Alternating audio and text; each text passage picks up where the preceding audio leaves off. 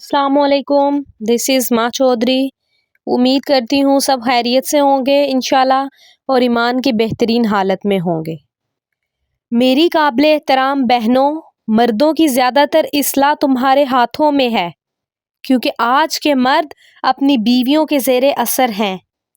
इसमें शक नहीं कि बहुत सी औरतों ने शोहर का हक अदा करने के लिए सब कुछ कर दिखलाया और मर्दों को अताअत के अमल का सबक भी पढ़ाया, बावजूद इसके कि तुम जिस्मानी ताकत में हर तरह से कमज़ोर हो।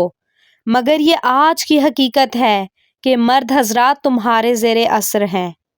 मेरी बात बुरी लगे तो मौज़रत, मगर क़यामत के दिन तुमसे पूछा जाएगा कि तुम्हारा असर था अपने शोहर पर इस मामले में, तुमने क्या किया? शोहर की रज़ा के लिए तो तुमने सब कुछ कर दिखाया, अल्लाह सुब्हाना व तआला की रज़ा के लिए भी कुछ किया? मेरी बहनों, फितरत ने तुम्हारे अंदर एक ऐसी कशिश रखी है कि शोहर हो या औलाद हो, सब तुम्हारी तरफ माइल होते हैं।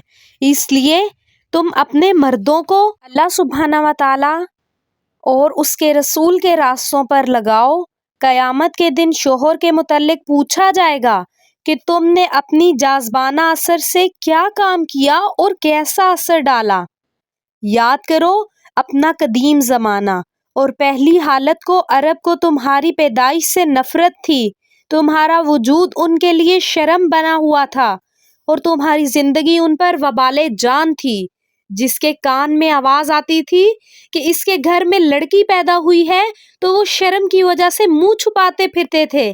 कुरान मजीद इस पर शाहिद है कि जब भी वो मौका पाते अपनी लड़कियों को जिंदा दफन कर देते थे। एक बाप काफी अरसा परदेश में रहा, इसके पीछे इसके घर बेटी पैदा हो गई। बाप जब परदेश से वापस आया तो माँ ने शुरू में तो बच्ची को बाप से छुपाया, इस खौफ से कि बाप बच्ची को मार डालेगा। इसलिए खावंद को बेटी का ना बताया कि ये इसकी बेटी है।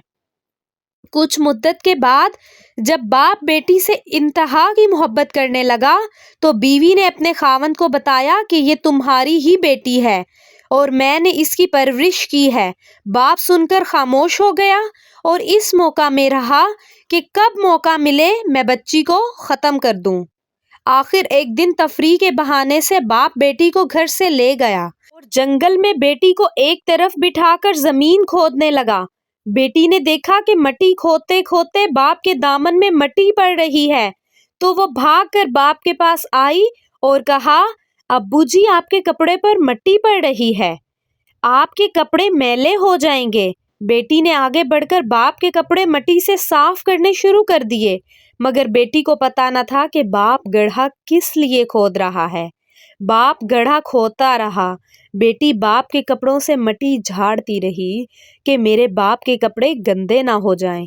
बेटी ने देखा कि बाप की पेशानी पर पसीना आया है तो उसने भागकर अपनी कमीज से बाप के माथे का पसीना साफ किया।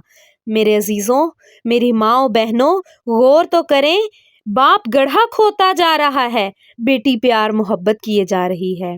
जब गड्ढा काफी गहरा हो गया तो जालिम बाप ने अपने बेटी को इस गड्ढे में धकेल दिया और ऊपर से मट्टी डालने लगा। बेटी इसको खेल ही समझती रही, कहती रही, अब्बू जी आप बस करें, अब्बू जी बस करें, काफ़ी देर हो चुकी है, आए घर चलें, अम्मी इंतज़ार कर रही होंगी।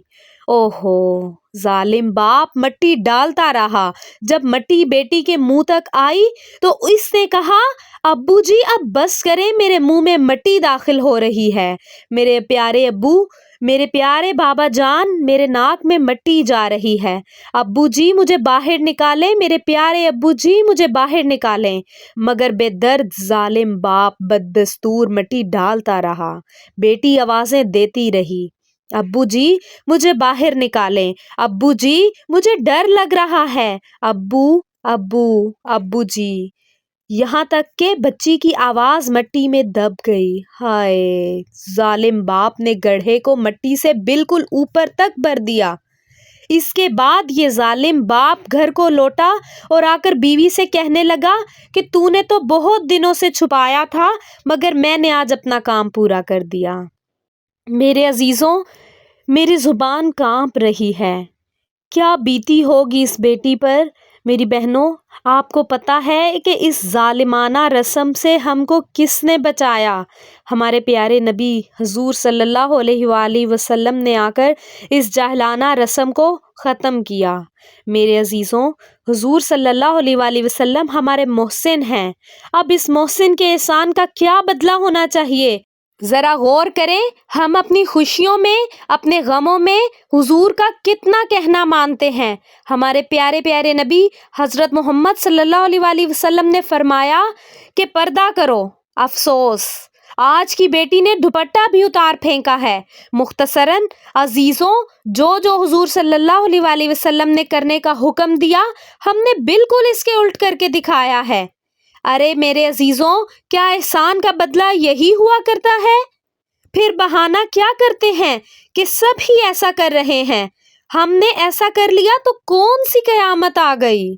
ارے عزیزوں، معذرت کے ساتھ عرض کروں گی، دریا کا پانی جس رخ پر بہہ رہا ہو اس طرف جانا تو تنکوں کا کام ہے، مگر ہمت کا کام تو یہ ہے کہ پانی کا دھارا کاٹ کر اس کا مقابلہ کیا جائے۔ وہ بہتا ہو مشرق کی طرف، تم کوشش کرو کہ ہم اس کو چیر کر مغرب کی طرف لے جائیں۔ ہم کہلوائیں تو حضور صلی اللہ علیہ وآلہ وسلم کی بیٹیاں اور چل پڑیں کافروں کے طریقوں پر۔ خدا کے لیے سنبھل جائیں۔ اپنے مردوں سے کہیں کہ جائیں مسجد میں نماز پڑھ کر آئیں۔ روزانہ ان سے کہیں کہ قرآن کو کھولیں، دیکھیں کہ قرآن ہمیں کیا کہہ رہا ہے۔